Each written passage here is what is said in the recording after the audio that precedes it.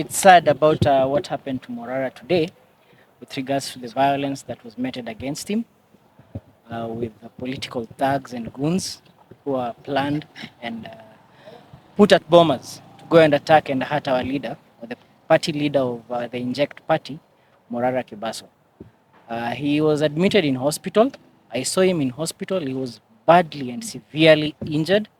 He was hurt. If you could see him, you wouldn't wish it on your enemies. And it's sad and unfortunate, but we'll emerge stronger, and he will emerge stronger, and the movement will emerge stronger. Other than that, I rushed to court because there was a ruling that was coming up today for Morara at 2 p.m., where the magistrate saw the charges that were preferred by the DPP, to which cyber harassment, were defective. So as we speak right now, Morara has been discharged. He has been let free. The bail has been returned to him. The court has ordered that the bail be returned to him, and he is a free man. He is a free citizen. The hogwash charges that were preferred against him by the DPP in cahoot with the police officers, they have been quashed, and I'm happy to tell all Kenyans that Morara has been let free and he's okay. He's okay. He's doing well, and we wish him a quick recovery. And you said that he's badly injured. Perhaps what part of his body? So Morara has been injured on his head, on his neck. You could see a lot of bruises, and there were some holes on his neck, on his back, on his leg. He's in a bad state, but we pray for him. Yes. Is he still admitted at the hospital? I think he's been. I'm not sure. I'm just from court. I left him at the hospital, so I'm not sure if he's out. So I'll have to confirm that. Yeah. But the ruling was delivered in his absence. Do you have confirmation that this was a planned attack? I mean, Morara went to Bomet, went to Kericho, Ruto's home ground. He has never been attacked. He was in Nyanza. He has never been attacked in all those rallies that he's gone to. And my friends here, Kioti Sonko, who've been attending his launch tours, can affirm to that. Then the one day he has gone to bomb us is the day that he was attacked. Clearly, the public participation exercise was a meeting of goons of ODM together with UDA, certain UDA thugs. But what I can say for a fact, those were planned goons, and it was a planned attack because it's never happened before. Because his meetings have been impromptu, so they could not plan on an impromptu meeting. He'll just take his car, park somewhere, start addressing people. They can't. They can't preempt that. But when he went to Bomas, people started throwing chairs. And not people, specific people. And you could see the leader, the member of parliament, TJ Kajwang, cheering him, cheering on the beating of Morara. So clearly those were ODM thugs and even UDA thugs who were planned or planted there to attack and beat up Morara. He was denied access. He was denied access. Other than being denied access, when he got in, he was denied the microphone. He is a Kenyan citizen. He's entitled to air his views like any other Kenyan citizen. So whatever happened to him was clearly masterminded and it was planned. And according to the charges that he was given during the court case, Yes. the cyber harassment charges were linked to a certain wealthy man out there.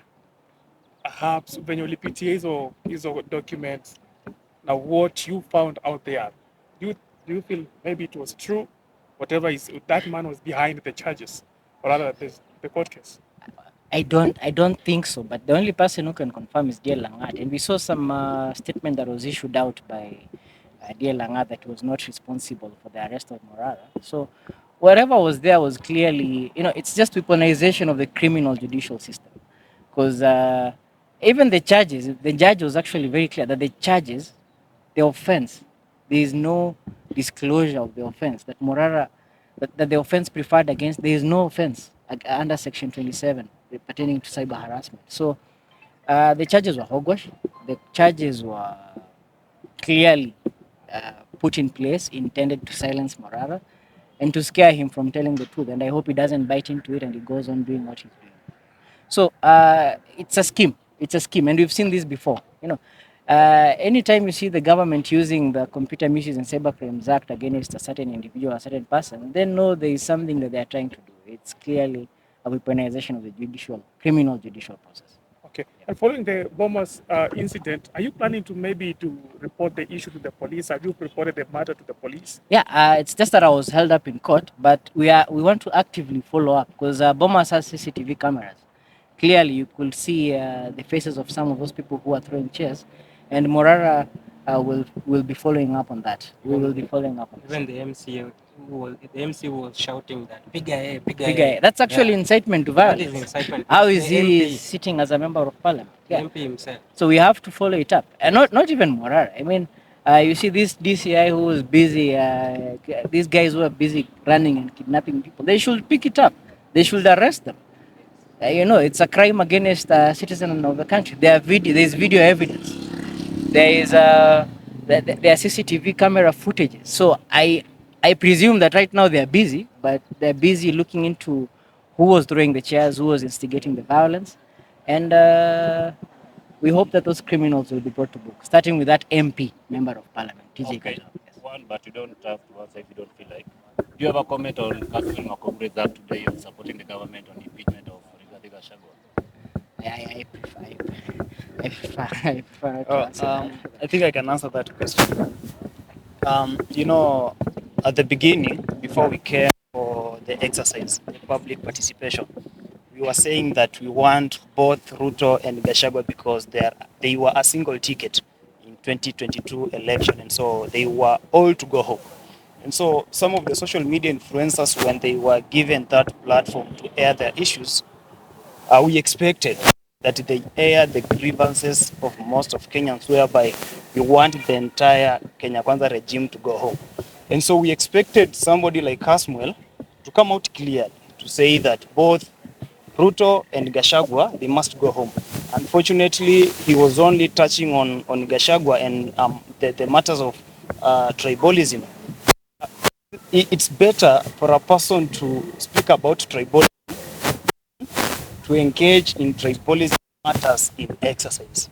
When you see we have a lot of offices, yeah, if you can see those offices, people who are occupying those offices, you will clearly notice that they are coming from probably a single community. And so it's better a person who says that it's better a person who says tribalism than a person who exercises it. And so we wish that Casmuel and any other social media influencer who could get that chance to say that both Ruto and Gachagua must go. And right now, if you head over to Twitter, there is an eruption in regards to what Hassan did. Many people are calling him a sellout, a government sellout. Do you feel so? Is it true? You know, at times you look at someone's ways, the way he's moving, where he's coming from, and where he's heading to. You know, when we were going to the streets, we had these members of parliament, the likes of Osoro. Osoro was one of the members of parliament who were against this movement, yeah? And so at some point, personally, I saw my good friend Kasmuel, because he's a very good friend. He was having a chit chat with Osoro, and so we had so many issues over that, because how can you go laugh, speak to a person who is your inferior, and then you expect to probably to condemn him? And so when we saw such issues where Kasmuel was probably on the side of the members of parliament, we felt like whatever we were thinking in the past is exactly what we know. And so we really condemn that. And we wish that there is no any single person, any young person who was on the street that faced the tear gas to align with the members of parliament who are there to ensure that we are still suffering. Thank you, thank you. Okay. And to add on that issue of Casmuel is a sellout. Today in the morning, in his X account, he posted that we are going to propose the impeachment of both the president and the deputy president. But upon going to the podium, Casmuel changed his tone, and he was now saying impeach the deputy president. That one is a double speak, si ndio? Sio ndio kitu tunakataa nayo Ruto. Anasema kitu kingine leo, kesho anasema kitu kingine. Casmuel ni kama Ruto.